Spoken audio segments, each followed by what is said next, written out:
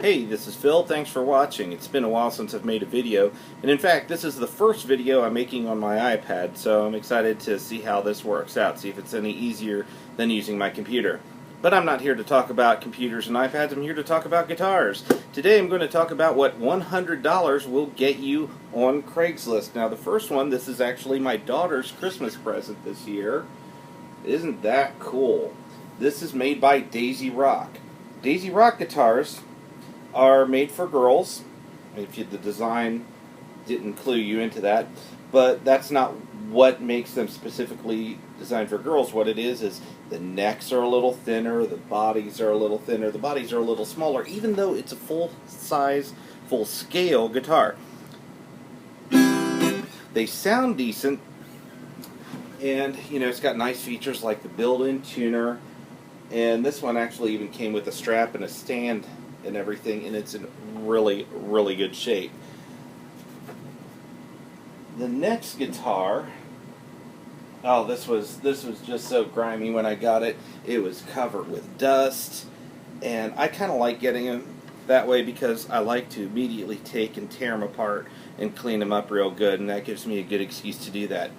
This next $100 find is an Epiphone SG. Now, based on what I'm able to discern here because of the glued-on neck and the trapezoid inlays and the shape of the pickguard, I'm inclined to believe that this is an SG 400. I've got to say, it plays really nice. It's got really good sounding humbuckers. These guitars are cool because they're, unlike the Les Paul, they're lighter, they're thinner, they're easier to play, but they still have a really aggressive sound. I mean, listen to anything pretty much by AC/DC.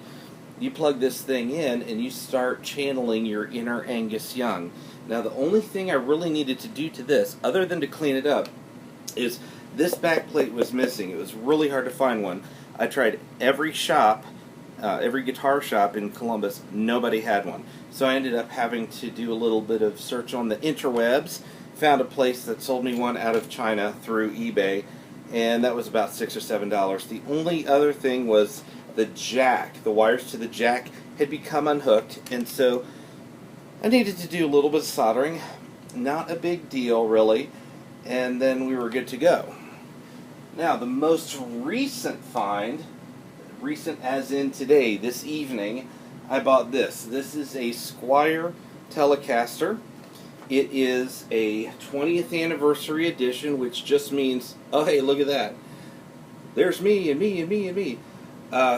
Anyway, the only difference between this and any other Squier is the neck plate that says 20th anniversary. I paid a little more than $100. I paid $120 for this, and the reason why I went that high on it, I mean, I just paid his asking price because one thing I've noticed, around here anyway, is that Telecasters tend to go pretty quick. You can find Squier Stratocasters all day long for under $100. Sometimes you can get them for about $60 or $70, but you can get them for under $100 all day long. For some reason, the Tellies, there aren't as many of them on the list, and when there are, they go pretty quickly. I wanted a Telly. I had sold my other Telly a while back, so I paid what he was asking, which was $120, and I've got to say, so far it doesn't seem bad. I mean, it needs a good cleaning. Looks like it may have been sitting for a while.